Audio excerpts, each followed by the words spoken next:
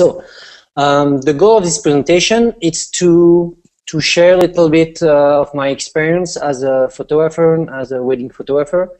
I would like first to show you some pictures of my documentary work, because I come from the photojournalism field, and I came after in the wedding industry. So I think it's really important for you to have a look on my work first and to understand what my influences are. And after, I will introduce you also with a portfolio of my wedding photography, for sure. And after this, I will explain a little bit how do I photograph weddings, why do I photograph weddings, and some key points I have in my head while I'm shooting weddings. So what I propose you now is to have a look on my portfolio, not the wedding portfolio, but personal work. And after this, I will go on the wedding thing. So I'm going to share my screen. Excuse me. I forgot, totally forgot. First of all, I would like to thank my wed for the invitation. I was really pleased to receive this invitation like a few months ago, and I am pretty excited about judging the contest to come. So I advise you to everybody to send you pictures, because I think it's going to be really interesting, and you have great prizes to win also. So thank you very much to my wed again, and let's move on now.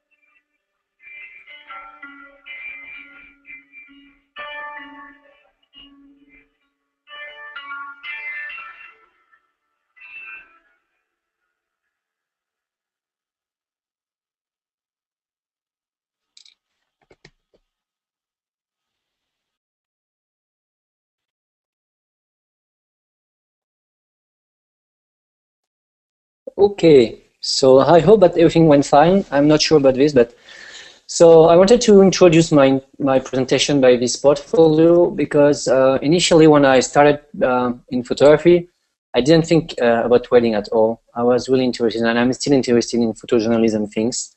So today I share my time between my personal project, as you may have seen, and my wedding photography. And when I'm shooting weddings, I'm really pretty much influenced by all these kind of pictures, of this background. At the same time, in the way I'm working with people, I'm dealing with the people when I'm shooting, and also in the kind of frames I'm looking for, the kind of pictures I'm interested in. So I think, excuse me, it's the first time for me for all these things, so I need to make sure that everything is nice. It's really weird to speak in front of a computer and to know that there are many people behind other computers. So I'm sorry if I'm sometimes I'm a little bit confused about this. So I've been a photographer for like 15 years now. And I started photography when I was living in San Diego in California. At this time, I was teaching some French classes in San Diego, and I had the opportunity to attend some photojournalism classes. And to be frank, it was really like a true revelation for me because I was ending my studies. I was supposed to become kind of manager in a big company, and I didn't really enjoy this. And when I attended these classes, it was just like, wow, suddenly I understood a lot of things, and I decided right away to become a photographer. So I did everything by myself. I didn't attend any class, photo class or workshops or anything. I just learned by myself by looking at books, looking at, it was the beginning of the internet, but I was in California, so I had opportunity to also to discover things over the internet, and I just spent like hundreds of hours just reading books and to try to understand what photography was about. And once I came back from the US in 2001, I created an agency, what we call a collective here in France. It's a collective item that still exists today, and that is something really important for me. It's like my family, my second family, because I grew up as a photographer with the collective item. And item is a collective of 6 photographers, one videographers, one graphic designer, and one project manager. We're based in Lyon, in Paris, and in Toulouse, in France, and we're focusing on social issues, contemporary social issues all over the world.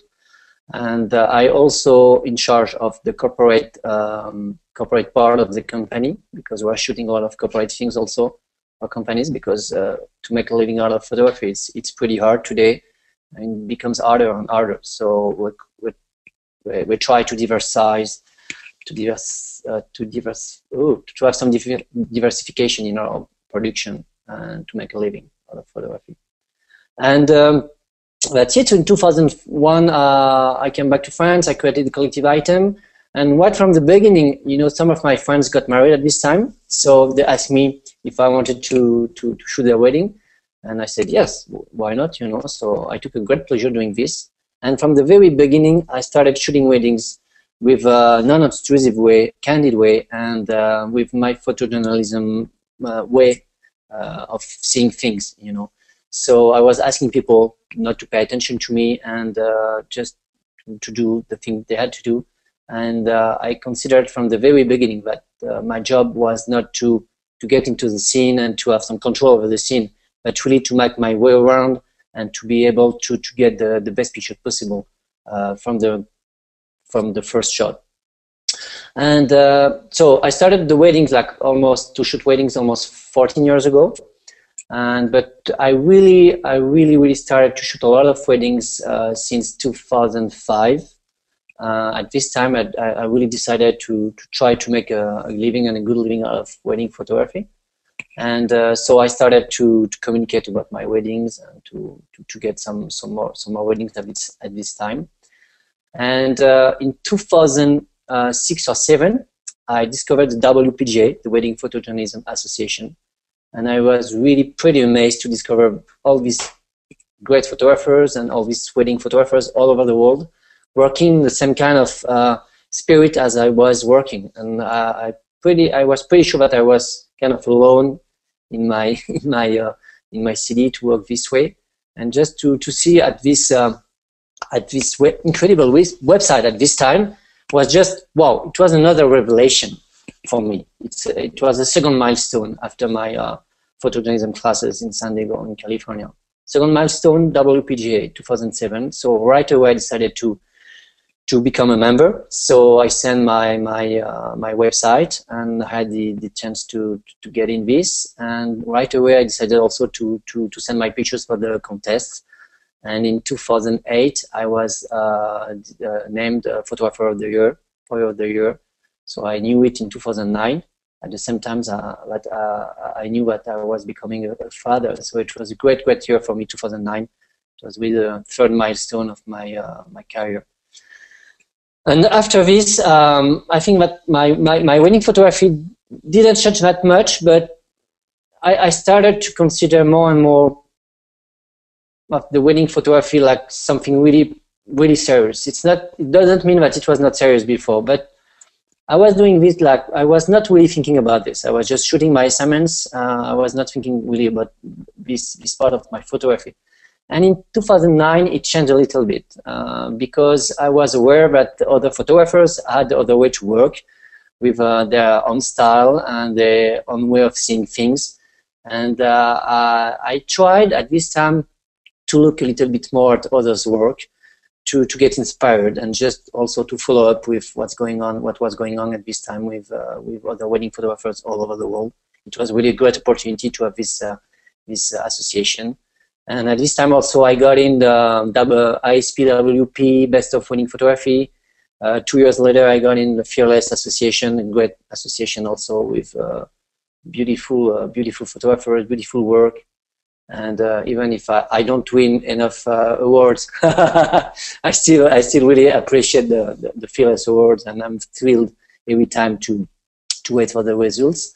And all this together made me feel pretty lucky to be able to make a living out of photography, and the main thing for me, to be able to shoot the weddings. I wanted to shoot them. I mean, it's something important I wanted to share tonight, is that for me, photography and wedding photography is not only like a usual business. For me, photography is really a passion. I just think, I feel, I eat, I breathe photography all the time. And the photography, for me, it's the greatest opportunity to get into so many different worlds, all over the world, all over the places, and just to enjoy new experiences all the time. And it's what I like about photography, and mainly photojournalism photography. It's just a magic key to meet people and to meet other world. Otherwise, you won't ever even think about it. So, in my wedding photography, I try to have the same spirit. It means that when I sign a contract with clients, I make it clear that I'm going to shoot the wedding. I want it to be done the way I am going to see it, with my personal vision of it. It doesn't mean that I show and I deliver only pictures that are in my style, because it may be sometimes a little bit too strong for the clients. Also, it's really the most important thing for me when I shoot the wedding first. It's my clients, so I want them to enjoy their wedding pictures. But truly, I don't try to restrain myself and to impose myself some formal shots that I say I must shot these pictures because it's like this and people are waiting for this. No, every time I shoot a wedding, I really try to do my best to improve my own photography. I don't like recipes. I don't like to retrieve the same recipes all the time. It's bothering me really quickly. Sometimes it's at the same level. I'm not really used to shoot in the same places. I kind of like shooting in different places. I don't know, because I get bored really quickly as a person, as a photographer. So I really like to shoot weddings like different places all the time. And I think this is really something that speaks for my way of seeing and feeling things in my photography also. On one hand, I don't like to repeat and to have always the same frames, same kind of pictures. On the other hand, I like to diversify the kind of weddings I do. So now I try to shoot more destination weddings, or what we call cultural weddings, also with different kind of religions, different kinds of cultural weddings. Because in France right now, even if I mainly shoot in France still, I kind of get bored with all these things in France because it's my own country, and even if I try to keep a fresh eye on it, wedding after wedding after wedding after church after wedding after church, it's at some point I feel that I need some fresh air. So I try to get more and more destination weddings.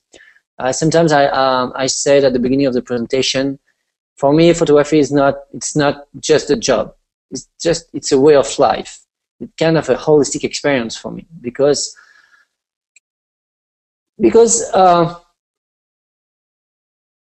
shooting weddings and shooting personal assignment, photographic documentary assignments, again, it's a way for me to travel. It's a way for me to spend a lot of time in different countries, meeting people, and sharing my experiences also with my friends and my family.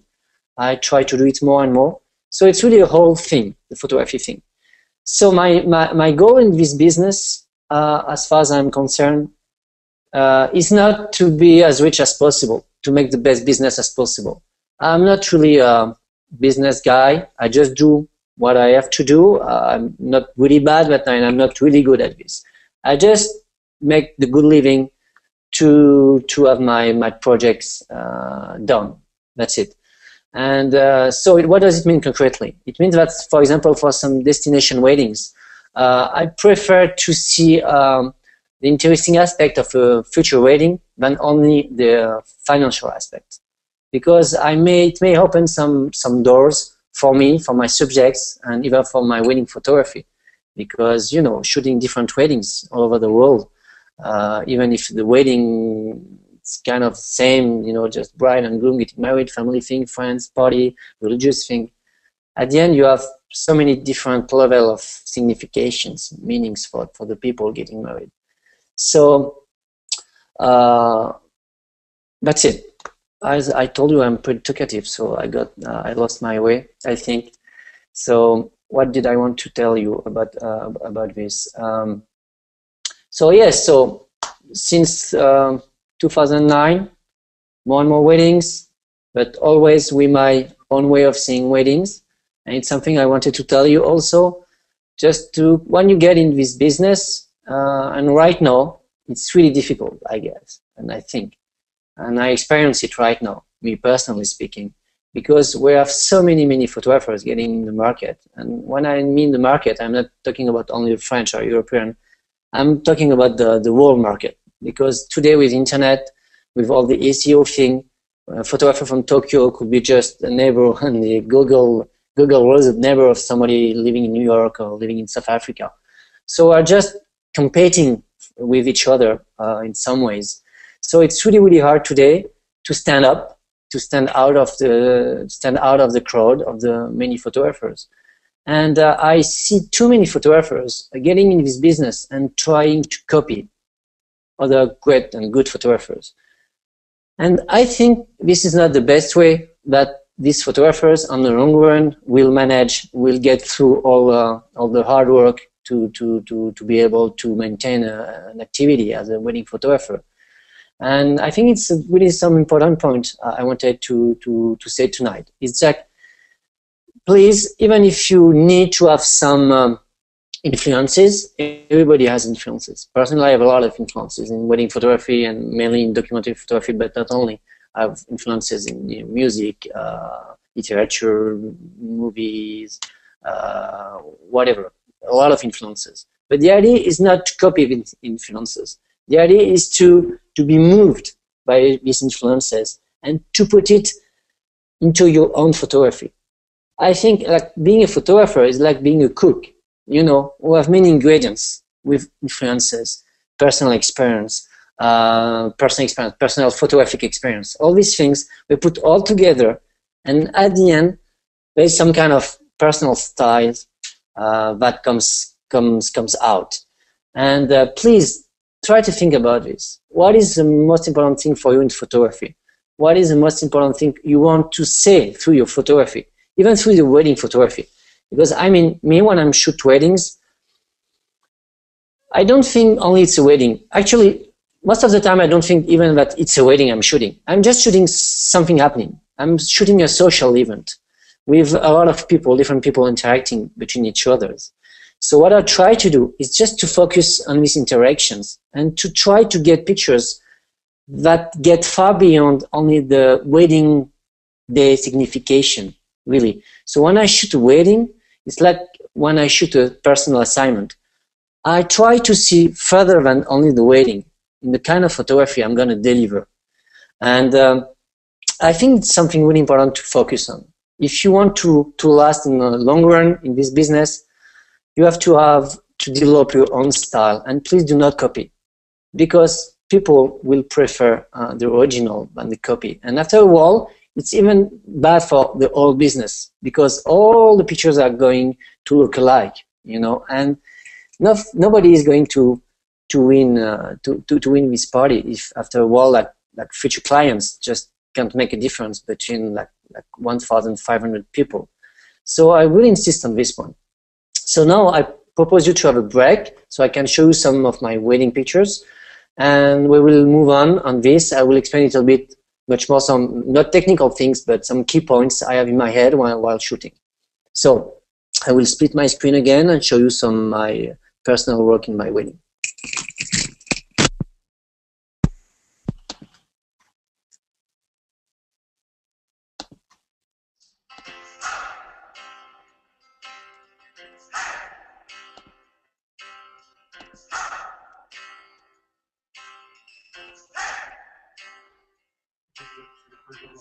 I've been trying to do it right.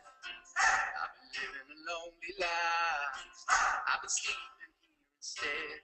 I've been sleeping in my bed. Sleeping in my bed.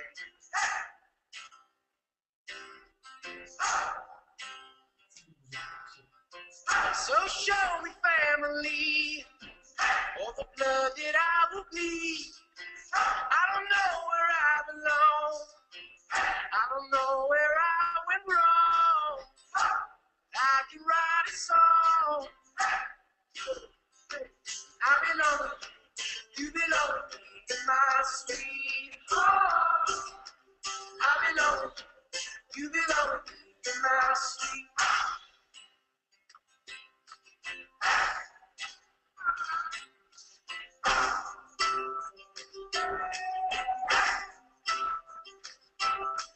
I don't think you're right for him.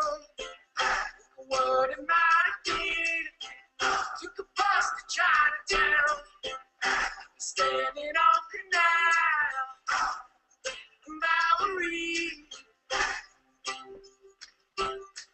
She was standing next to me. I belong, you belong in my sweet home. I belong, you belong in my sweet home. We need it now. Let's go. Whoa.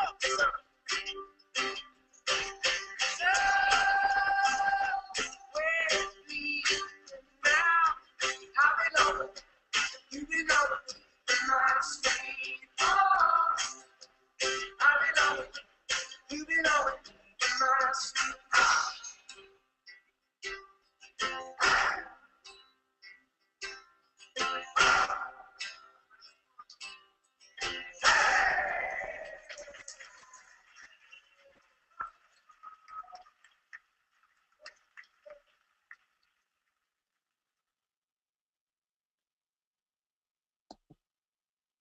Okay, back again. So I hope everything went fine. I'm not sure about this, but I hope it's gonna be fine with the screen sharing thing. Sorry, I'm looking for something here. So now, what do I have in my head when I am shooting? Actually, I have many things in my head. At the same time, I have many things in my head, but sometimes I try to have nothing. What does it mean exactly, this tricky presentation? It means that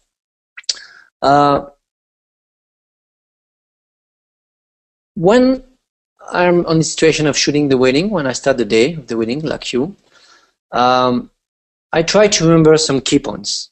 So my key points are, I try to focus on composition things. Why composition?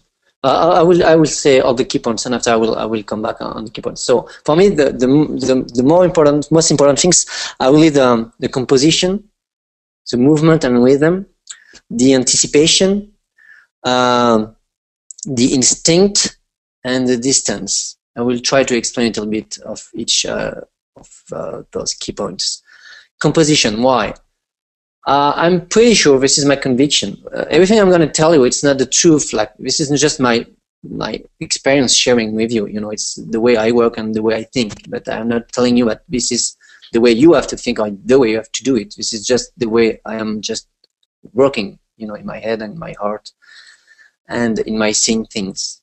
So composition. For me, one picture must have the strongest composition as possible. Why? Because when people look at pictures, and mainly today with like all these millions and even billions of pictures that are just on the internet every day and that we're used to see in our everyday life, I think that to stand out of the crowd of all these red pictures, the best way is to have really strong compositions in the pictures. So what does it mean for me? It means that when I'm shooting the wedding, every minute at the wedding, when I'm shooting something, I try to have the best picture as possible.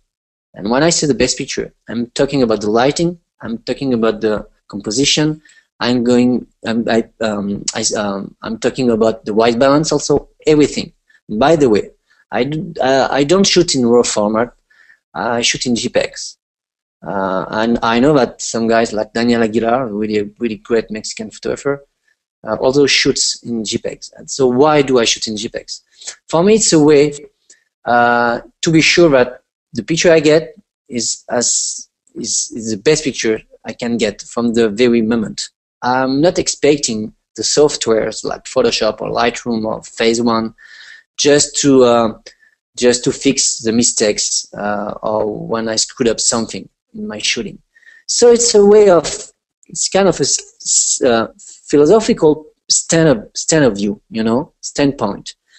So every minute I focus on my composition, I focus on my pictures, and I try even the tiny details in the composition, I try to have it as best as possible.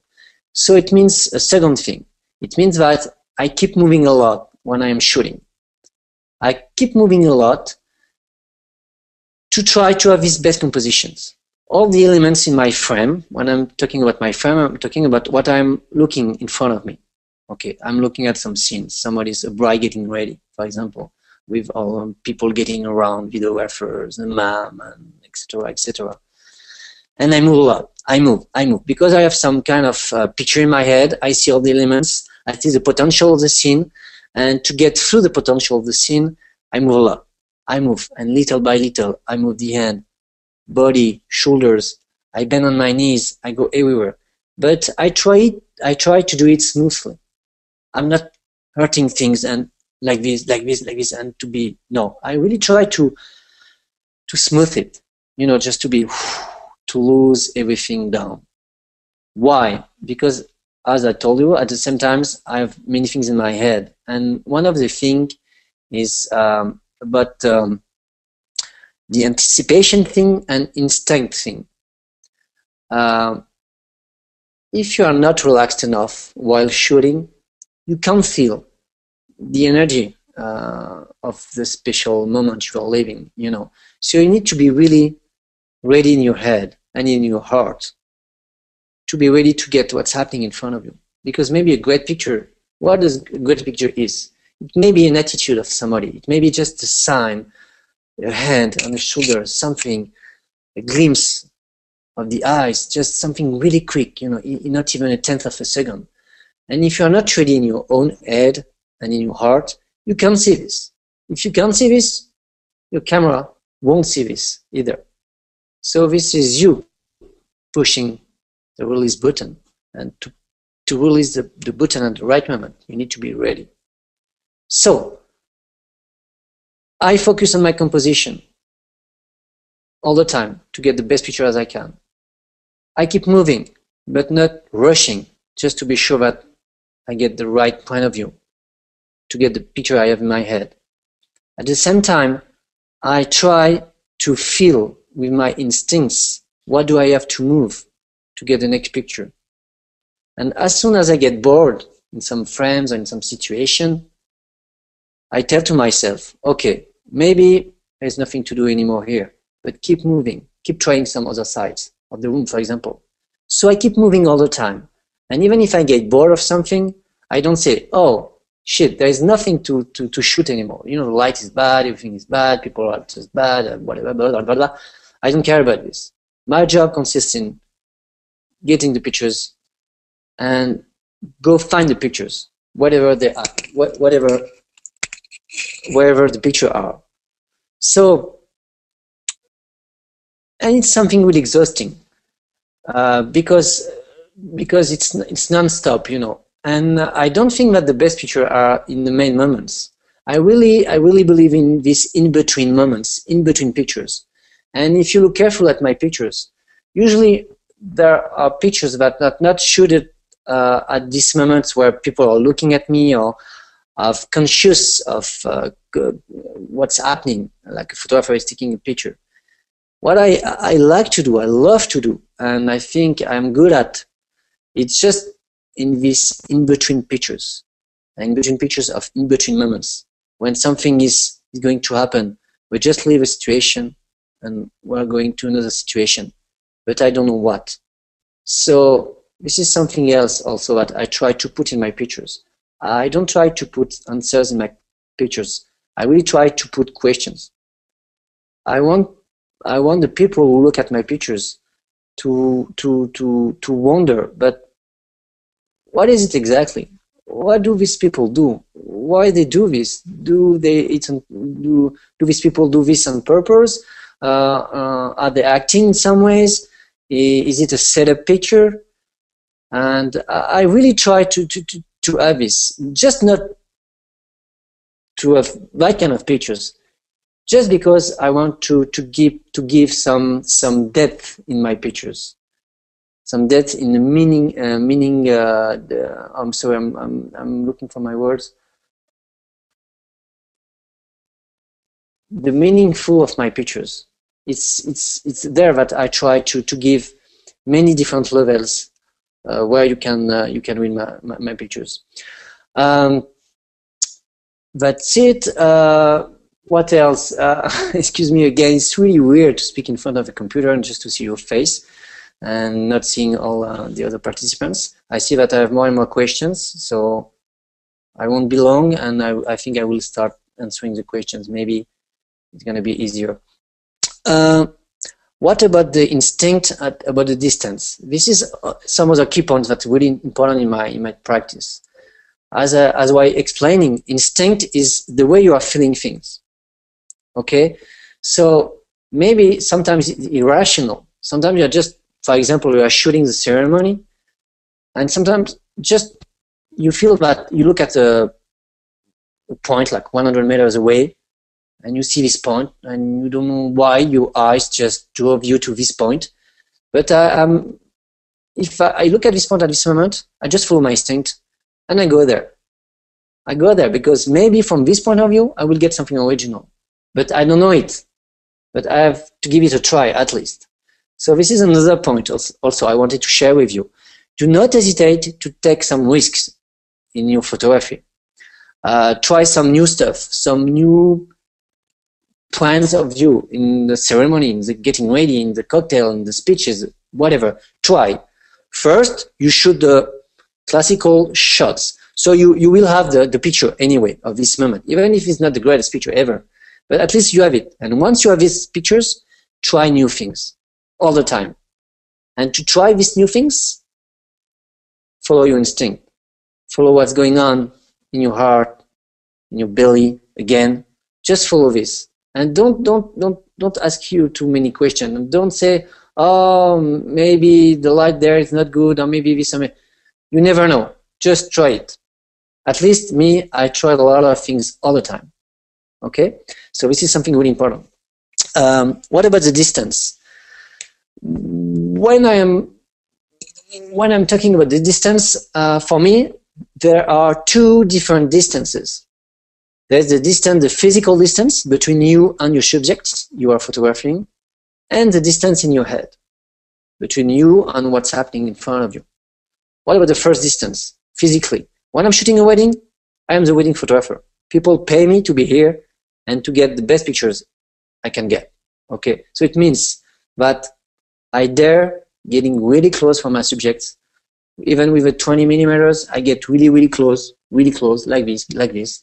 I try to move smoothly, but it's not a problem for me to get close. Even if people at the beginning sometimes just, ooh, my goodness, my privacy. I just don't care. You know, I smile. I say, oh, sorry, blah, blah, blah. I smile, but I keep moving. I keep getting close if I need it, and I feel comfortable with it.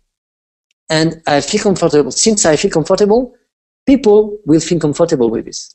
This is exactly the same way of doing things when you are shooting personal documentary assignments. When you shoot assignments with people who don't speak the same language as you, or on the contrary, you don't speak the same language as them in some foreign countries, and even maybe sometimes tricky situations, dangerous situations. If you feel that you are comfortable with this situation, you feel that you are comfortable with your photography, you being here, the right reason you are being here is because of this, like everybody has its own reasons to be here, to shoot an assignment. But if you feel comfortable in your head, people in some ways will feel it the same way, and they will allow you to shoot them. And I experienced it many times when I was not having this feeling of being at the right place at the right moment. I got into trouble. It's like I think it's an animal thing, you know. So one other key point: you are a photographer, you are paid for this. Feel comfortable with this, and they're doing things with people in a gentle way. I mean, not aggressing people, but gentle way. They're doing things. You are here for this, and feel comfortable with this. It will open some doors. And the other distance, it's a psychological distance. I just spoke about this. This is the one that makes you close or far from your subject. Okay, and for this distance, I think this is really important to learn how to not love, but at least to find some interest in the subject you are photographing. Just you are living an experience with them, you know, something really important for them. So try to have some empathy with these people, and it will give you the right distance to feel a little bit of their feelings. And we will see it in your picture. But in some ways, you are feeling something, you are touching something. I think it's not possible to explain it rationally when you look at a picture. But I am pretty sure that the spirit in which you are when you are photographing and all these distances, topics I was talking about, I'm pretty sure that it makes a difference in some ways, even if I can't explain it to you rationally, but I'm pretty sure of this. So I've been talking for almost like 45-50 minutes, so I think I will end up now.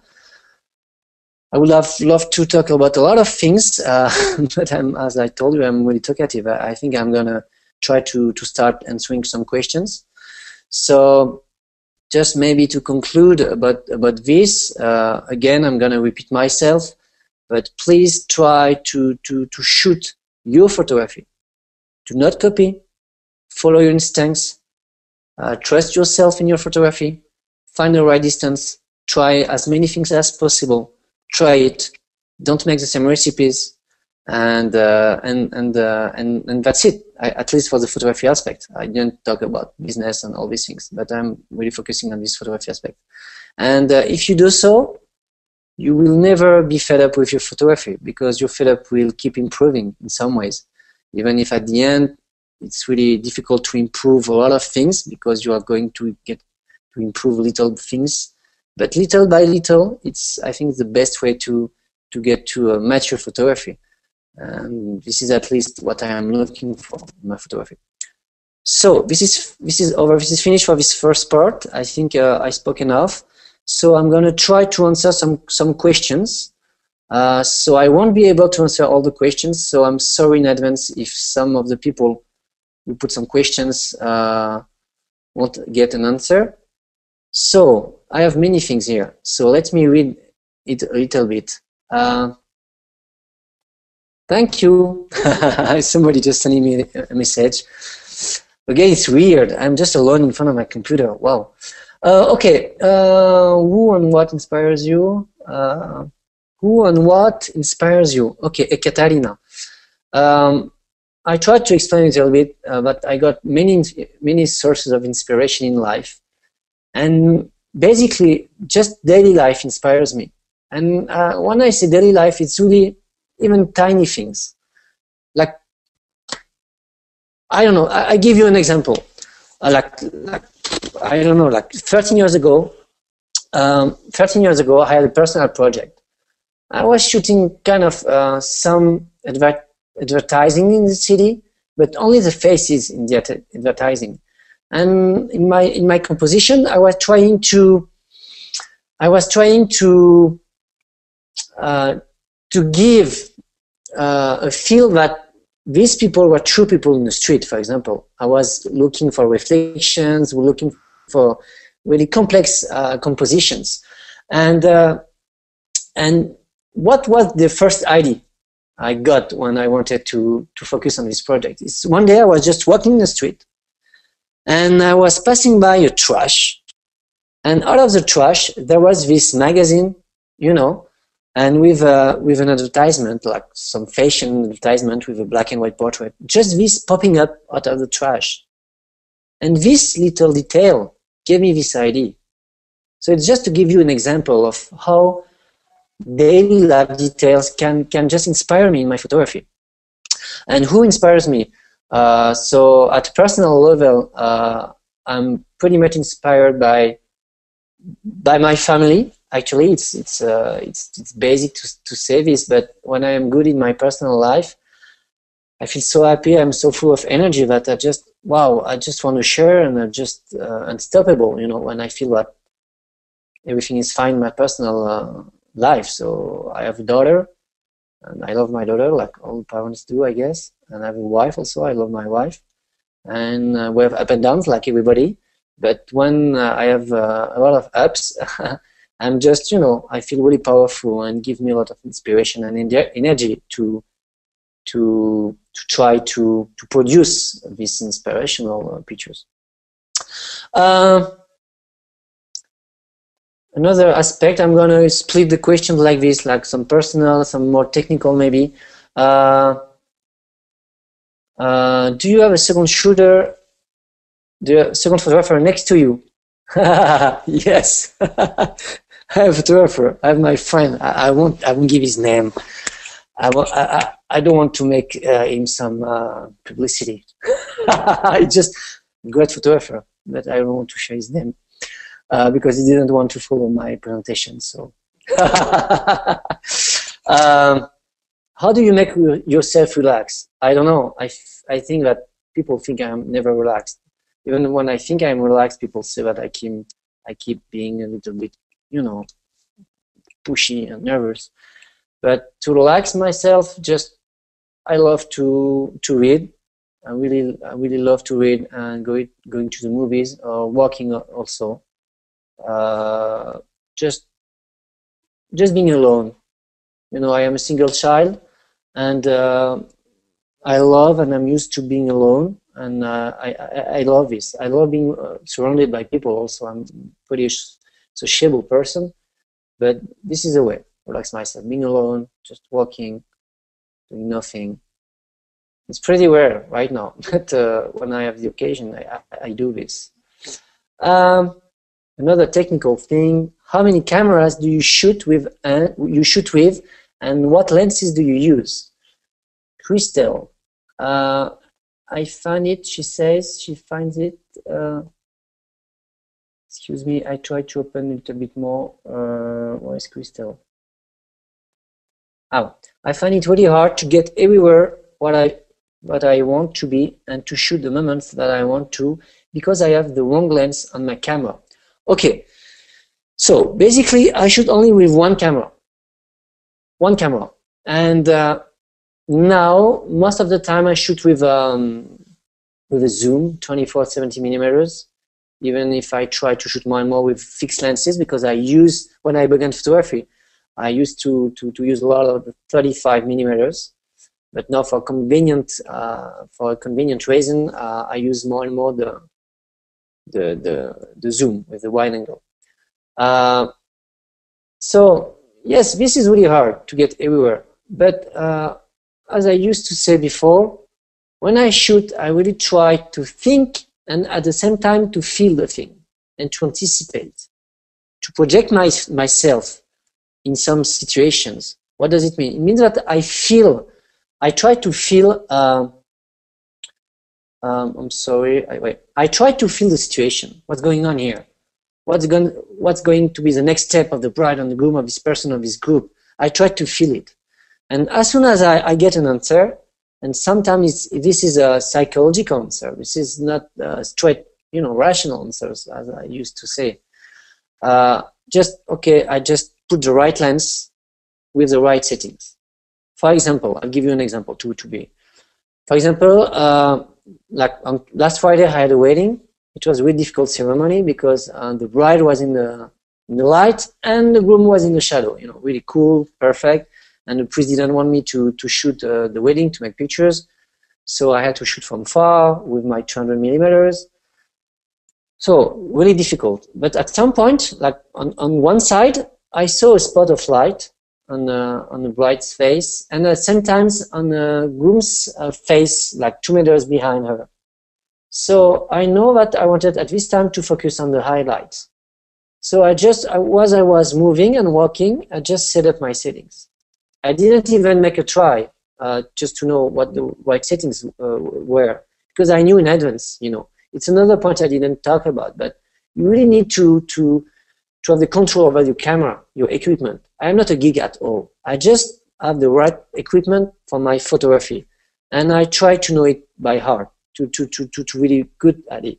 So what does it mean? It means that when I'm shooting during daylight, if I want to focus on the highlight, I know that I have to put ISO 100, 400 for the speed 400, and maybe f-stop at f7.1, f8, and I'm pretty sure that I'm going to get something.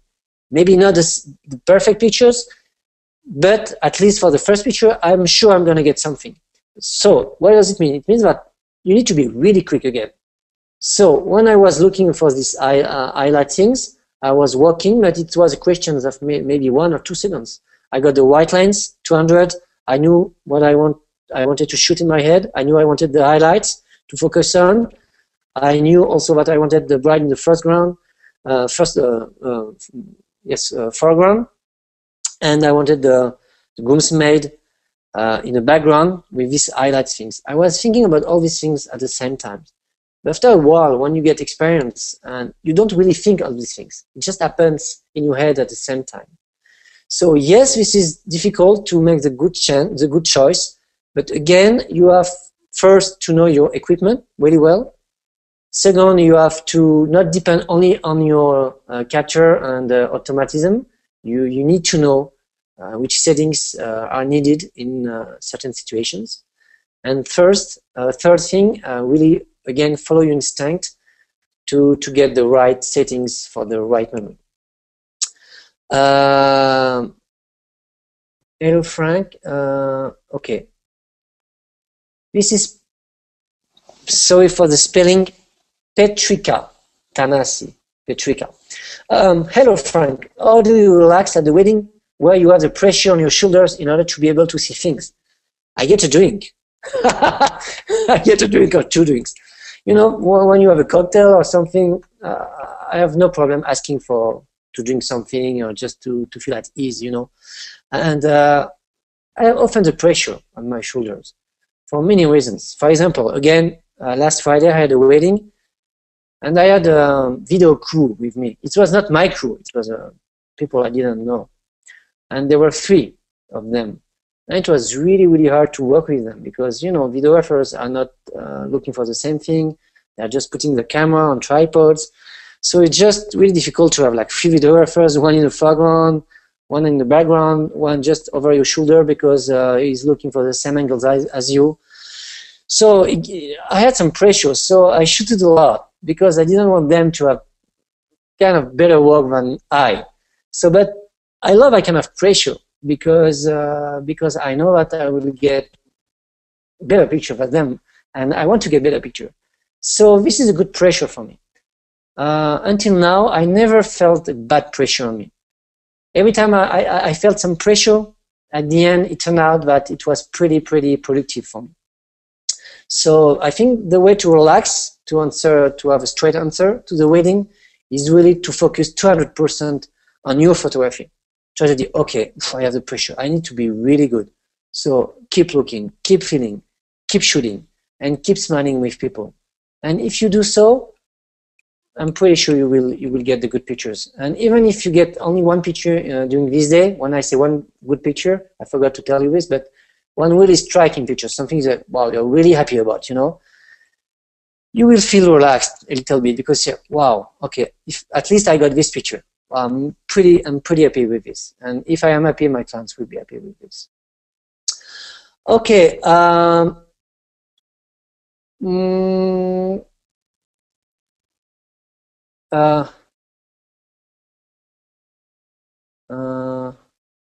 What do you, no, John Deal, what do you do except photography? Oh my goodness. The photography takes a big part in my life, you know, because even if I don't shoot, like everybody here in this webinar, you know how long does it take to have a business and to the post-production, the marketing thing, and meeting clients and all this stuff. This is much more than a full-time job, you know, and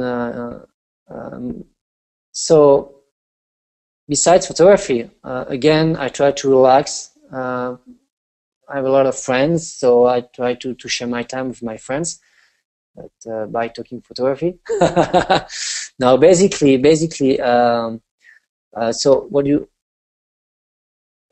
was the question again? So yes, audio light doing. Oh, okay, I forgot the question. But basically, besides photography, I try to read a lot and to just to relax. But photography is really a big part in my life. Another question from Romain Negre, a French guy. Hello, confrère, ça va? And how solution you can find to work easily with the priest? Some are so special. Some of the priests are so special and cannot understand why we can choose some close distance from our subjects. It's true that in France it becomes more and more difficult to work with the priests. You know, they get really old. They're not really nice people, like generally speaking, even if I don't like to speak so, but generally speaking, these people are just not really nice, even mean sometimes. So I I don't think about it. You know, I just do my work. At the beginning of the ceremony, I just introduce myself. Hello, I'm Frank. I'm going to shoot the wedding. Please, do you have some special recommendations to tell me? Okay, this is okay, cool. And at some point, I just tell them, okay, I'm going to shoot the wedding. I'm used to it. So I don't use any flash for the ceremony. I try to be as discreet as possible. So, but maybe at some point, if I bother you, just tell me by sign. Just tell me. In some ways, I will understand it. And by doing so, the priests are just okay. This guy is cool. And most of the time, you know, I can get around and do my stuff, and they don't even notice it. Except for like a few weeks ago, I was shooting a wedding with a Belgian photographer, Philippe News. We had a really good time together. And for the first time, at some point, the priest asked me not to take any picture anymore. But it was the very first time, you know. And when I want to get in some parts of the church, I'm not allowed to go normally. just, you know, since generally it's at the end of the ceremony and the guy saw me working and didn't even notice I was there, so it's kind of he knows that I am, you know, professional, and I won't bother the ceremony. I look at him and just with the eyes and asking, can I get it? Okay, thank you. So little by little, I try to get in new territory in the church and to avoid the priest's censorship. But I do agree, this is more and more difficult sometimes. But I give it a shit, actually. I just do my stuff. Okay, now a question from Christian Schneider-Brocker. Excuse me again for the pronunciation. Christian. Hey, Frank, nice to see you. Thank you. I don't see you, but nice to talk to you through the computer. My problem is to find the right white balance. How do you manage it? I have a gray short, so I advise you to buy one. So I have my gray short. I shoot my gray short with under the light. That is the main source of light, you know, the main source of color trouble in some ways. I shoot my pictures. I put my settings on the automatic, not automatic, but personal white balance, and I just, you know, make all the things on your camera. I guess I have a Canon camera. It's pretty simple, but I guess all different cameras, even Nikon cameras or Olympus, I don't know. It's the same way. Just switch on the right setting. Shoot a picture with your gray shot in the middle, but with the light on it, and make sure that it's correct at the end on the screen. And I also make some little adjustments, you know, with I don't know how to say this. This is, you know, in your settings also you have a screen when you can put a little bit of more of green or magenta or blue, and I also compensate some of some dominant colors with this.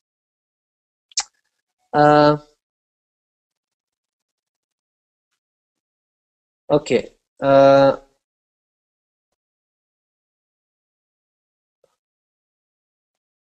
Okay. A question from Alejandro Hernandez. You see my Spanish accent. It's just perfect, no? Who are the best models for you? The best models. I don't know what exactly is the question about. If you are talking about like the bride, like about physical beauty or something. Actually, I don't have best models for me. Actually, I don't care about the beauty things or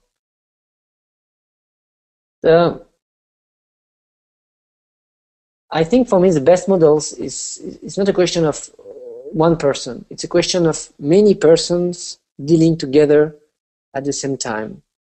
You know, if you look at my pictures again, you will notice that at a lot of my pictures you have just people alone, but other pictures you have many people together in the same frame. But all these people in some ways are together, but not really together. Everybody is just doing something on its own, and it's kind of what I'm looking for when I'm shooting my weddings.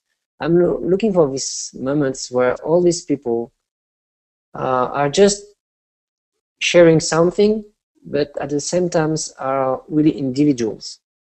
And I think this is the way I see things. You know, I think that we're all together. We need to be all together. We have to live all together. But at the end, we have all our own personalities, our own path, you know, in life. And it's what I try to find in my compositions and in my models. So I don't know if I answered the question, but I don't think I have best models. I just need people to be themselves and to express themselves, whatever their feelings is. You know, I try to focus more and more on positive feelings and positive emotions. Special dedicates to Jacques Mateos, if he's listening to me.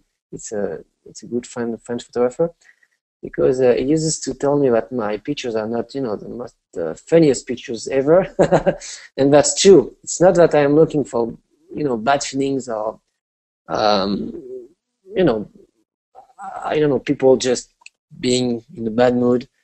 But most of the time, I'm more attracted by these kind of situations. And but again, I'm looking more and more to more maybe positive or actually maybe more demonstrative behaviors. So I just need models that just are behaving in the way they think they have to, and the more natural they are. So I will go up. Oh, the sound is very loud. Sorry, it's too late for this. So a question by Olesya Nikolaeva. What do you consider to be the most precious thing about photography? I'm going to repeat myself, but I think from my point of view, the most precious thing about photography is to be able to get into situations and to get into experiences that you could have never witnessed otherwise. This is really the most precious things. Through photography, I have traveled in places I couldn't even imagine I would go there. I have met some people. I have felt some really deep feelings about things that I think I couldn't have experience with another job. So this is it. This is this precious magic key that opens so many just human experiences. At the party. So question from Stefan Decker. What kind of lighting do you use at the party? Flash, on camera, off camera, or video LED?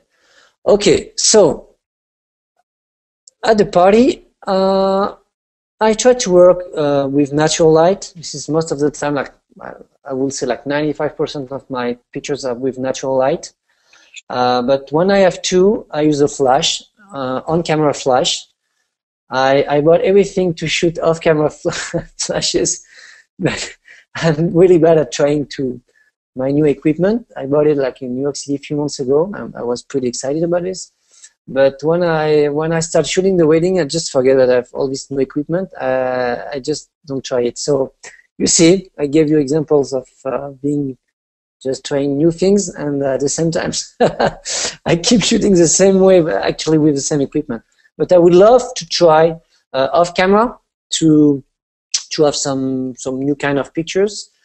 But most of the time natural light, and more with video LED, with an assistant. And I love this because I have a control over the light. You know, I can do really what I want on my subject. I can ask my assistant just to hold the LED and to be 100 meters away and to have just my subject enlightened. So I love to work this way more and more with the LED. And I think I will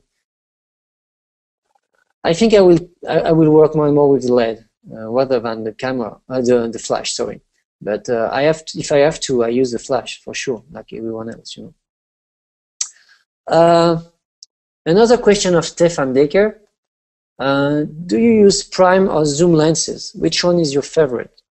So, as I told you, I used to use a lot of the 35 millimeters, so the fixed lens. I use more and more the 24 and 20, I think, even if I come back to the 50 millimeters a lot for the ceremony and cocktail, and but it depends on the situation. But I love the 50 millimeters more and more now. So the 35 used to be my favorite, and now I think that the 50 becomes the new one. I don't know if are you okay with the answers? I don't know if I feel really alone. Hey, there's some people out there. I'm just.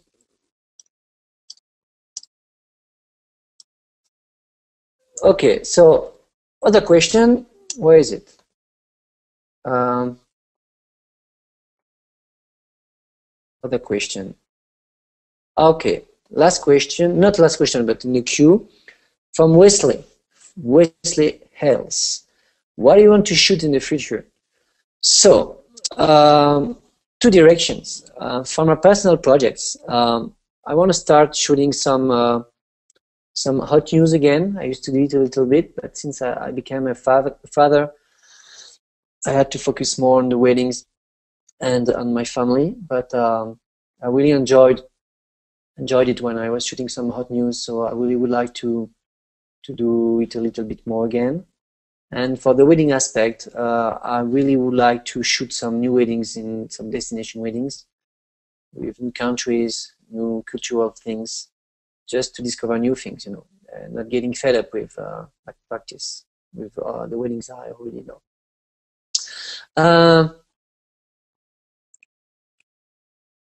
So questions by Raymond, in French, Raymond Clencenti. Oh, I'm really bad at pronunciation. Raymond. What situation of the wedding is more pleasant for you? Getting ready, ceremony, reception. It's when I get the money. When I get the envelope, you know, wow, I'm really pleased. This is the best moment, no? No, I'm just kidding. This is a good moment, so, but I don't have most pleasant moment. It can be any time, but the most pleasant moment, it's when I feel I am getting close to something cool, you know. And when I say something cool, it's a good photograph. So it may be in the few minutes of my of the wedding, the preparation, getting ready thing. It can be at the last minute of the, you know, the dance, anytime. So it's why I told you need to be ready anytime. So it's really exhausting, but I really try to be ready at any time, because to get these pleasant moments, I need to be ready. So I don't have really, but the worst moment for me, not the worst, but the moment I don't really like a lot, it's a couple session. You know, I have to do it. Sometimes I take pleasure in doing this when my couple is just doing well and understands and has the right position right away. But most of the time, we don't really have time. People are in a rush. I'm not really enjoying this. And I think this is a part of the day where I'm repeating the most, my, not recipes, but the most, you know, classical compositions. And I hate this. I feel really bad when I'm shooting these formals, you know. But, and same thing with the formals with the family, you know, the good pictures. So this is not the most pleasant, but this is the moment I like the less. And I feel really, really happy when I have done all this. I feel free, you know, again. Oh, hello Tasnim. So Tasmin Asultan, a really good photographer from Saudi. Who are your biggest inspirations with regard to photographers or artists, even if they are not wedding photographers? So I have my list here. You know, I have many photographers, and the first photographer I fell in love with was Henri Cartier-Bresson. So it's a French photographer, and I really love his picture because he was so good at composition. He was so good at getting, I don't care about the decisive moment, but getting the right picture. And he was so good technically speaking. And this guy, not everybody knows it, but he was practicing Buddhism. And I'm not surprised by this, because this guy was able to just to get in a crowd, wherever the place, and just to get the right picture at the right moment, you know. And I read a book written by Pierre Assouline, L'œil du siècle. So Pierre Assouline is a French writer, and he wrote this book about Henri Cartier-Bresson's life. The translation will be the Eye of the Century. I don't know if it's the right translation, but you may find this book maybe on the internet, and I advise you to read it because it's really interesting. And so Henri Cartier-Bresson, one of the guys. Today in photographers, I love the work of Paolo Pellegrin a lot. I really appreciate the work of Yuri Kozyerev. Is a war photographer from Russia, actually, I think, and he's really good. I think he's one of the best today. Obviously, James Nashtray also. He's a senior war photographer now, but just his work had a great impact on my photography. Generally speaking, I really love, and I discovered photography by looking at some Magnum photographers' work. So I'm really appreciate this a lot. I also really enjoy conceptual photographers like Georges Rousse. He's also a French photographer, and I love the way he's working. I love the philosophy of his work, and there is nothing to do with reportage or weddings. This guy is just working in some isolate places, abandoned places, and he's just doing some drawings and painting in these places to give an impression of 2 dimensions in 3 dimension spaces. I really love his work, and I used to work with him in 1999 in San Diego for a project. So I happened to meet him once. What else? Artists, I'm sure I have a lot.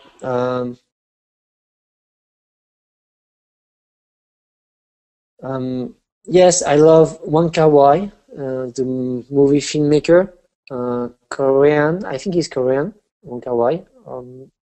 I hope so. Maybe Chinese. I'm sorry if I am if I make a mistake about this. But I love his movies. I love the mood of his movies. Mood for love, mood of the movies. I really love it. The way he's working on the light. This downlight, just wow, it's just beautiful, and the way people are just behaving, acting, like body language, just wow, it's just wonderful. So I love going to see his movies because I see a lot of photography in it, and I get a lot of inspiration. What else? As photographer, so wedding photographer, I have some. Like a lot of you, I guess. I really enjoyed looking at Ben and Erin Chrisman work, because I think these guys are at the same time really, really, really good and great persons, and they kind of open some new ways of photographing weddings. So I got some inspiration when I was looking at their work. Right now, there is also Daniel and Daniela and Daniel and Christophe is Daniel and Davina and Daniel from Canada. They are just, for me, actually, they are really, really one of the very best because they managed to have like so many different kind of pictures. They're able to do great formal pictures, great documentary pictures, great color pictures, great white and white pictures. It's just wow. So every time I look at a new post on the blog, I really enjoy it. So for me today, I really try to get inspired by their work. There are so many different persons. I could spend really a lot of time, but that's it. So thank you, Tasmin, for this question. A question by Paul Boag. What would you want to change about yourself? Nothing. There's nothing to change. No, I'm kidding. Really, I'm kidding. What do I change about yourself? I don't know if this is on a personal level or on a professional level, but I would like to be a more quiet person.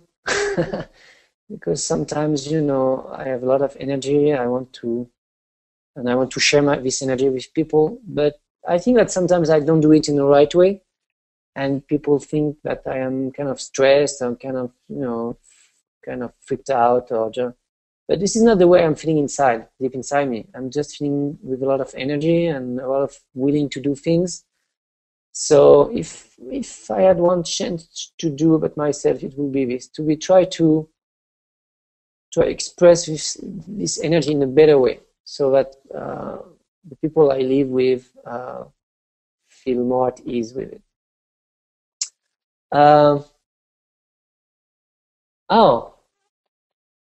Amanda C. What is the biggest moment of your life?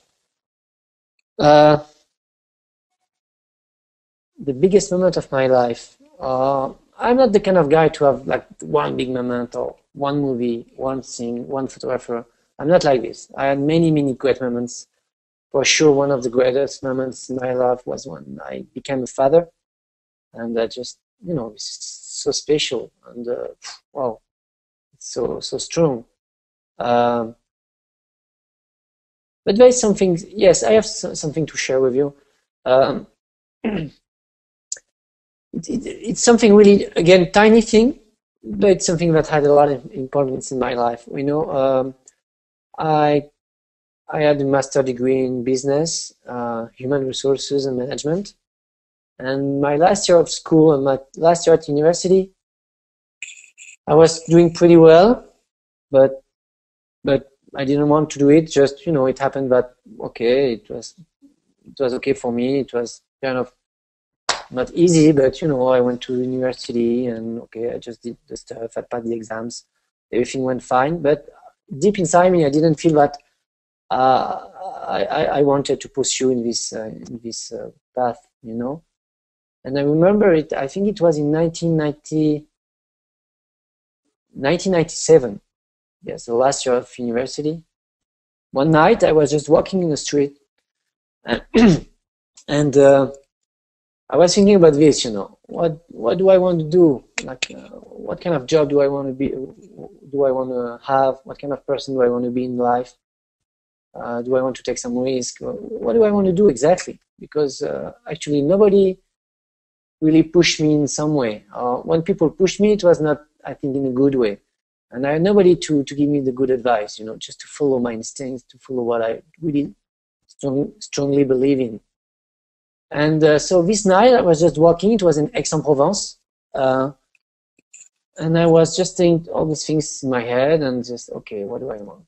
And at some point, I just stopped in the middle of the street and I just say to myself, okay, the next step, you're going to make a choice for all your life. Either you just do what you maybe intended to be, like just finish your studies and grab a job in a big company, or just maybe you will try to do something really special about your life. And so I stopped, and then when I started walking again, so I put my feet on the ground, and at this very moment I decided to give it a try to something different. And it was a big step in my life. It sounds really weird like this. It sounds like really a normal, casual moment. But it was like it switched in my head at this very moment. I didn't know I wanted to be a photographer at this time because I didn't know about photography. But at least I wanted to give it a try. And at this time I decided to go to the US to try something.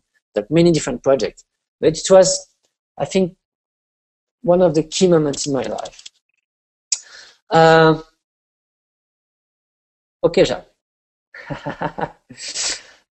Yes. Wow. A lot of questions. A question from Martin Gittins.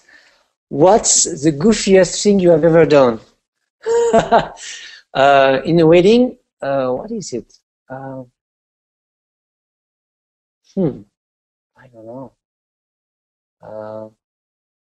I never felt in a fountain or never broke my camera. What did I do? Maybe just some noise sometimes, but most of the time I'm really focused on what I'm doing. So no, I don't think I have done some goofiest thing. I'm talking about the wedding aspect. Okay, I will think about this, but I don't have any idea for the moment. Sorry, Martin. A question from Dennis Bertie, a great photographer. Which is your worst fear as a photographer? I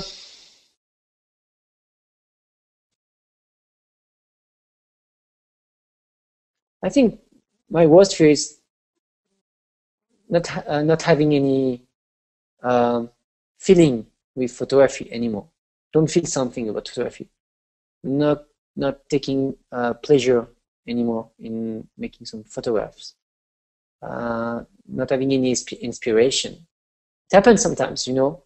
You just kind of I'm just really tired at the end of the season. You shoot a lot, and at the end just you feel.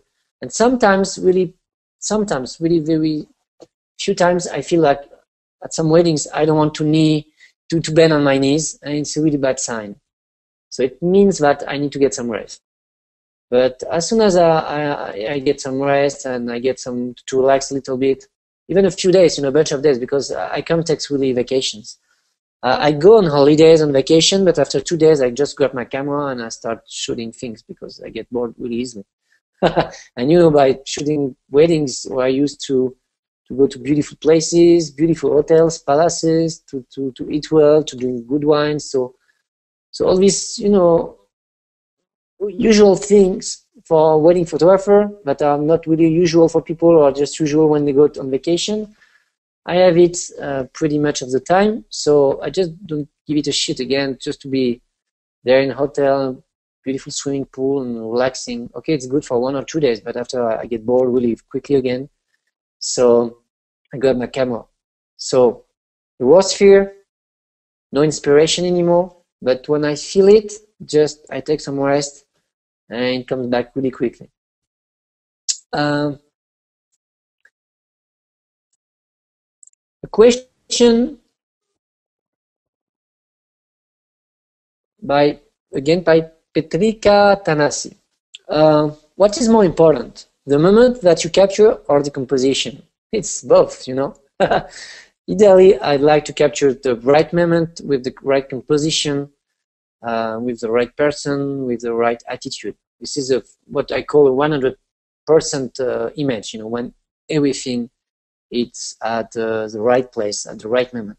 I'm looking for this kind of compositions all the time. And so to give another answer to Tasmin about the influences I can have, I'm really pretty much influenced by paintings, also great painters, like Dutch painters, and they have such beautiful compositions, beautiful lightings. So I have this in mind some ways, and I try actually to have some pictures that look like some paintings. Really, I love doing things. I don't say I managed to do this, but at least I'm drawn by this intention. I intend to have these kind of compositions, like, wow, everything looks like movie still, Yes, I love this. I love to have like movie still pictures. So right moment and right composition. I am not satisfied if I have just the right moment or the right composition. I keep looking for this. And when I am editing my pictures, so I have also a lot of pictures, really average picture, not bad, but just normal pictures. But even these pictures, if I something, a detail, a cut shoulder, a hand that is cut, whatever, the head, a little bit, I don't keep this picture. I really try to have the best composition as possible. Okay. A question by Christelle Roll. All wedding clients would like to have images of the typical wedding moments, like the first kiss and so on. Do you let your second shooter take those shots so that you can open yourself to shoot more creative moments? Really good question. It depends if I have second shooter or not. Most of the time I shoot alone. I'm used to this. I like more and more shooting with another photographer, and I wouldn't call him or her a second shooter. I rather say that we're two photographers shooting the same event, but from different point of view. Sometimes I shoot with friends. The friend who is in this room tonight, I won't give his name again. And when we shoot together, when we happen to shoot together, it's great because we know what it is to shoot. I know what he's doing right now because I know his photography. I'm looking at his equipment. Okay, he has a wide angle, so I know what kind of things I can do. And the opposite, if he sees that I have a 200 millimeters, he knows that I can do these things and these things. So this is not really a second shooter. This is really in the sense where this person is not as important as me. We're just two photographers working at the same moment. And so for the, yes, these typical wedding moments, I also shoot these typical wedding moments, you know.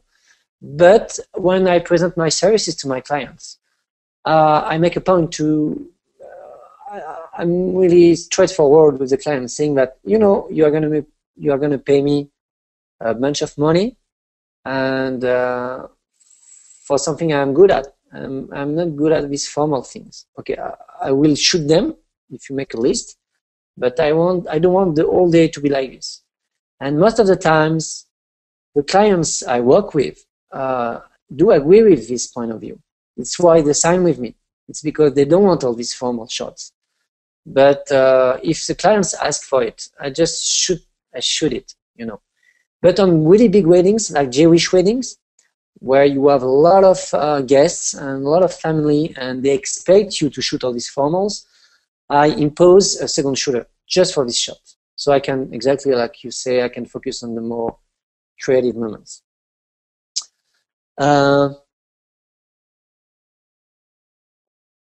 Another question from Romain from France. You say to try anytime. So in this way, I suppose you have a lot of rush and a very close selection for your clients. Or maybe when you say to try, you would like to say, try to see if composition can be better with another angle. It's both, you know. Actually, I shoot a lot. For example, I had a wedding, like an 8-hour wedding on Friday. I've shooted like 5,500 pictures. I was surprised because I didn't expect. Usually I shoot between 3,000 and 4,500 depending on the wedding. And it was a small wedding, but I had a pressure because of these videographers, you know, and I didn't want them to be better than me. So I put this pressure on my shoulder to answer like Dennis also question. And I ended up shooting a lot, but it was not shooting a lot just to shoot. It's because, again, on a situation, I keep shooting as much as I can to get the right picture. As much as I can, and as if there's something happening in front of me, I keep shooting until this situation ends up. You know, for example, I don't know, well, what kind of things? I don't know, somebody on a bed, you know, looking for some things on a computer, and this person is looking for stuff, and I start shooting at this situation, and I keep shooting. I shoot. I find my angle. I shoot. Composition, everything, until this person stops looking at the computer, because you never know. You never know when the good picture will be. Maybe it's the last one. Usually it's either the first one or the last one. It's pretty rare to have the good picture in the middle of a series. But to say it in other words, I love to work in series. And sometimes for the same amount, I can have 20, 30, 40, 45 pictures. And I know that some photographers even shoot much more pictures on the same situation. So it's another piece of advice I will give you. If you have a situation and you take a picture, so first of all, don't look too much on your screen just to check. Just check up if all the settings are okay and the light and etc.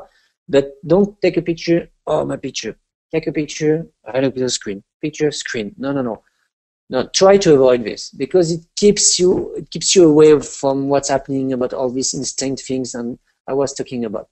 Just don't think about it. Just check the settings. Okay, it's good. And now I keep focusing. I keep feeling what's happening in front of me, and I keep shooting until I get what I want. And even if I feel I got what I wanted, I keep shooting until the situation ends.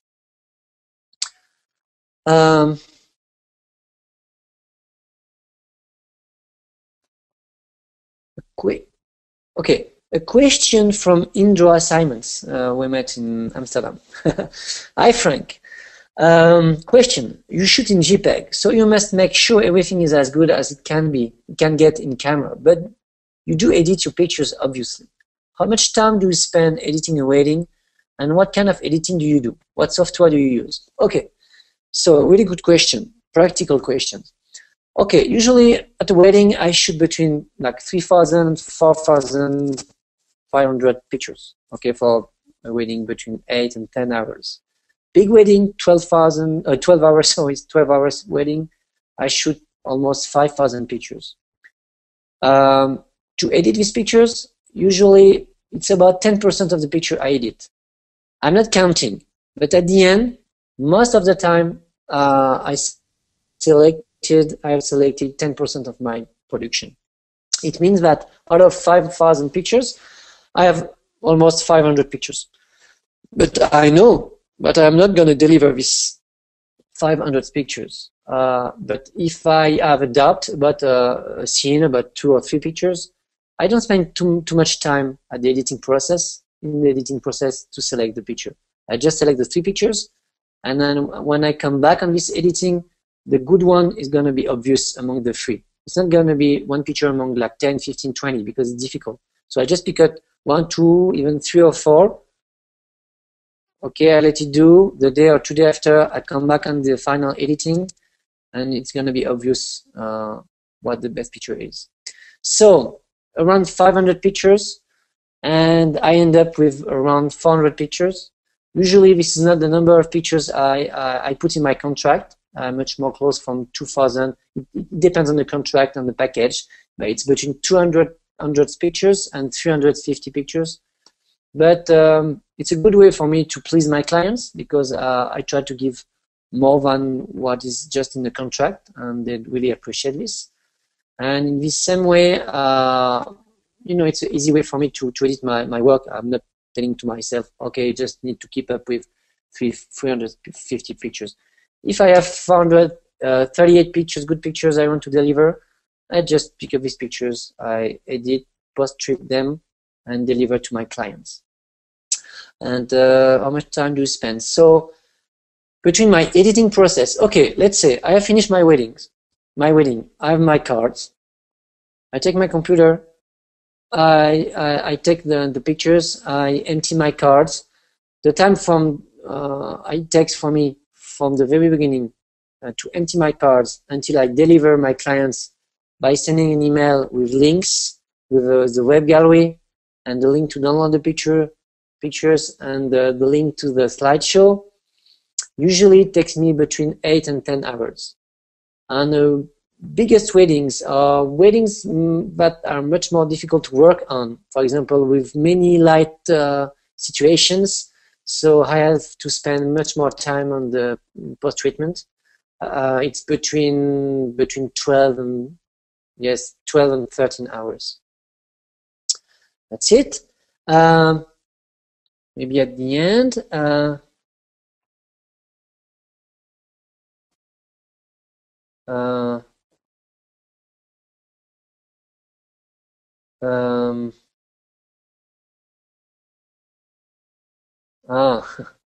Question from Dave Story. What is your favorite movie?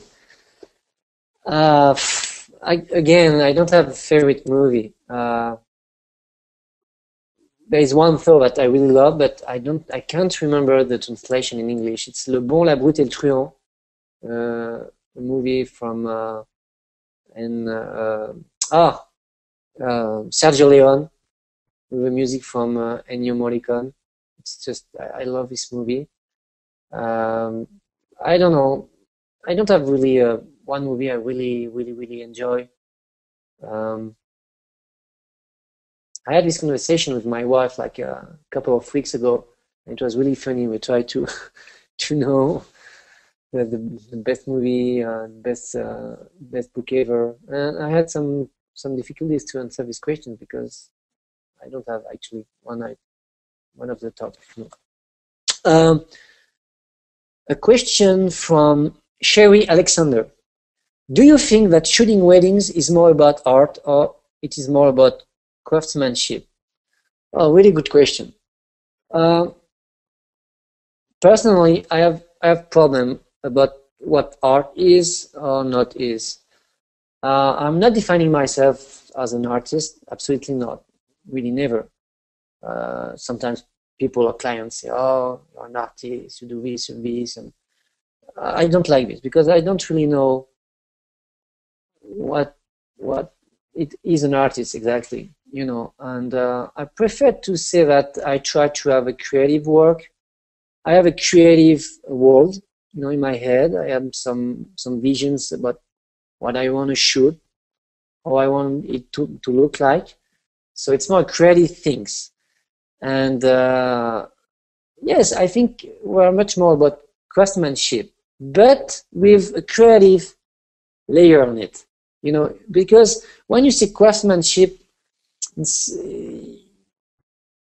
you can be really good at what you are doing, but again, you are kind of repeating things in some ways. But you have also what we call art craftsmanship. So we can, I think, mix up the two words to say this. But this is not the definition I would put on me and on my practice. I really prefer to say that I try to develop personal point of view about life, about the world, about what I'm experiencing, and to give it back, you know, to give my view back to the world. This is, here, look at people. This is the way I see things. This is the way I feel things. This is the way I feel the world, you know. So I don't know. I have some problems with the art thing.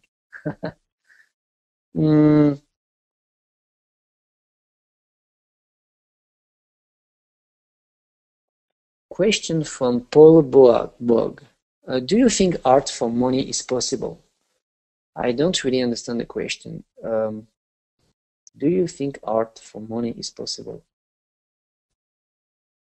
Okay, I don't know if I understand the question well, but you mean maybe doing art? I don't know. I'm sorry. If you can just, Paul, if you can just put another questions with more details, because I'm not sure to understand the question. So, other questions?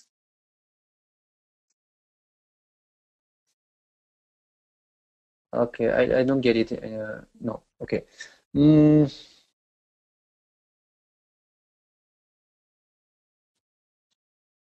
Okay.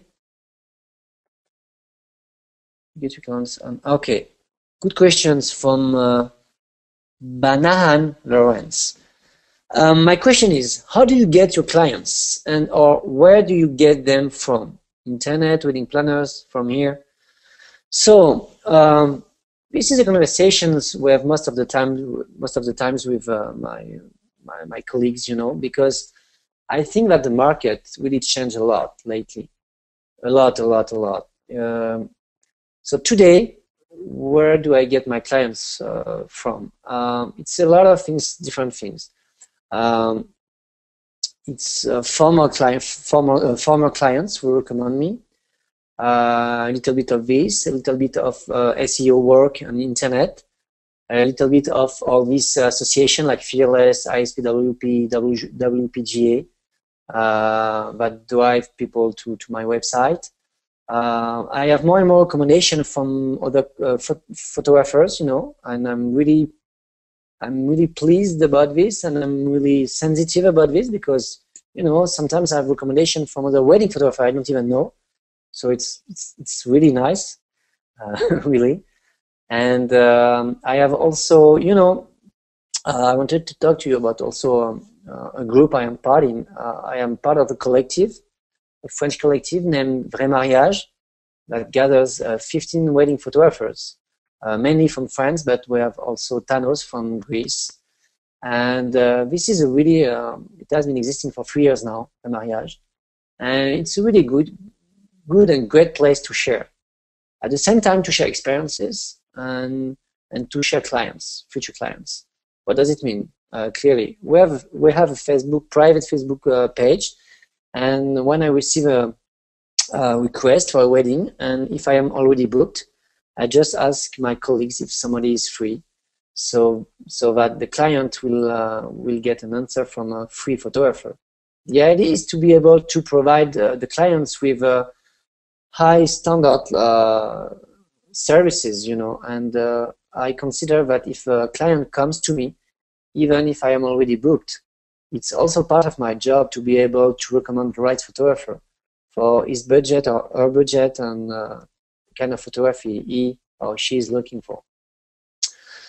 But I think there is another thing, depending on where you work, but depending on the place and the country you work, the network you have around you is really, really important. even much more than the kind of photography you're producing.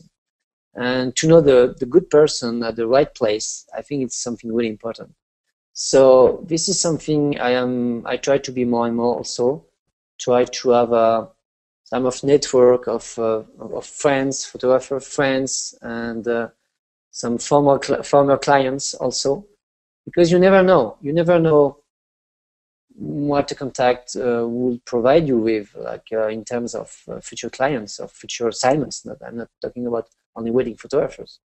So that's it. It's a little bit of everything, but becomes really difficult again to rely only on the internet thing, SEO things, because there are so many really great photographers and also bad photographers, but I wouldn't give names, but really bad photographers and not really great persons also, but who are really good at SEO things, you know, and who pop up in the first page results in Google, even if they're not the best. And again, so it's a little bit of everything, and I would advise you to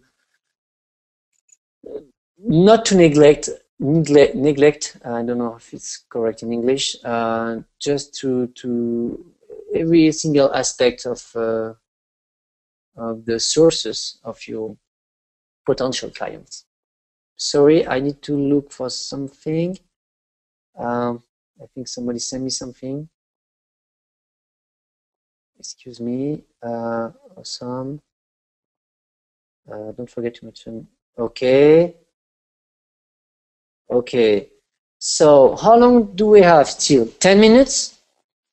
I'm asking to the persons in charge of the webinar, so just excuse me.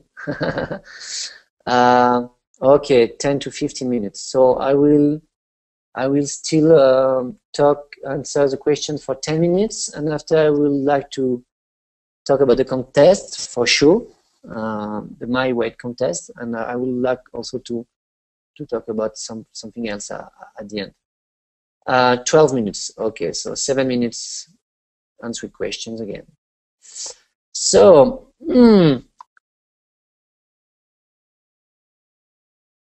okay, I will talk about the contest at the end. Oh, questions from Wilson Page. What the secret of success is? I don't know. I don't know, because for example, I'm absolutely not considering myself as a successful photographer, for example, because I have the same problems as anyone else, you know. So I keep working a lot. I keep pushing my limits and asking myself, how can I improve my photography and my business. So I don't know. For sure, if there's a secret for the success, it will be to be, I don't know, maybe I'm a little bit naive about this, but if you truly believe in what you do, and to believe in what you do, first you have to believe in yourself, in your ability to get through things, to get through difficulties. It's a first step, and I think this is an important step. And I will say also just the work, you know, keep working a lot. I think there's no secret actually. And when you look at you know, really famous people, like in politics, in music, in literature, in movie, whatever, and when you look at their lives and you read their biographies, you see that all these people have at least one common point, is that they just work really hard to get at the place they are, really hard. So I think it's maybe one of the key of the success is to work really hard all the time, and to get inspired, and not think that we have reached something at some points, when it's never done. Nothing is never done. Okay, this is an endless path. So that's it. So maybe I would like to talk before talking about the My Weight contest. I would like just a few words about, you know, I was talking about the Vrai Mariage, the French collective I am part of. I invite you to visit the web page and also the Facebook page. And next year we're holding a beautiful workshop. It's going to be the first in France. So we're going to communicate about this. For the first edition, it's going to be in French, but still, I think it's going to be really a nice moment. So I invite you to just to keep this in mind and to follow up the Vrai Mariage Facebook page or my page if we're not friends already on Facebook. And that's it. And now I would like to talk about the My Wed contest. So the contest will be open, I think, around the 15th of December. It's open to all professional wedding photographers, and you will have at least 2 months and a half at least to send your pictures. It's totally free. Really, it's free of charge. So you're really welcome to send your pictures over. You can send up to 20 pictures per photographer. So do not hesitate to send the 20 pictures, because I think I'm going to be part also of the panel. I think it's great to be able to see a whole work, you know, just not single pictures, but out of 20 pictures, it's really, I think, good to be able to see a whole story, or to see a series of pictures that can give you more answers on the photographer work, you know. So getting the contest, it's going to be open. I guess they will communicate about this. Since you are part of the webinar tonight, they will send you an email telling you how to do this.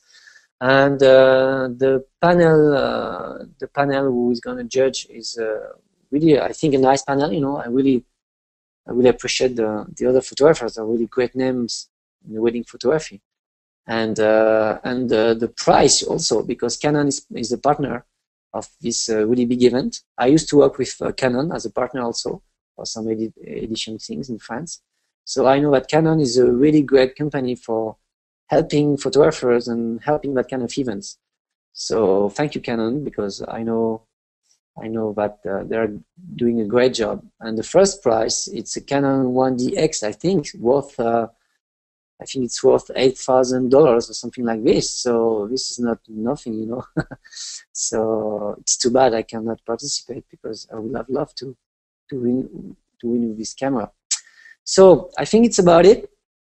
Thank you to everyone. I hope I was clear enough in my explanations. I hope I didn't spend too much time on repeating the same things, but it's really hard again to speak in front of a computer.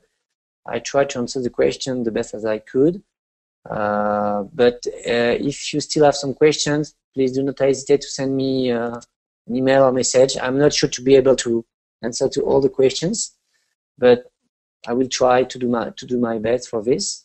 And thanks again to be part of this webinar. Do not forget to follow all the webinars to come, because, you know, Emin and Susanna and I'm forgetting Ferjaristi. It's just, wow, are just really great photographers. So I'm pretty sure it's going to be really interesting. So thank you, everybody. Good luck in your practice, and let's keep up. Let's get in touch by Facebook. Cheers to everyone, and bye-bye. Ciao.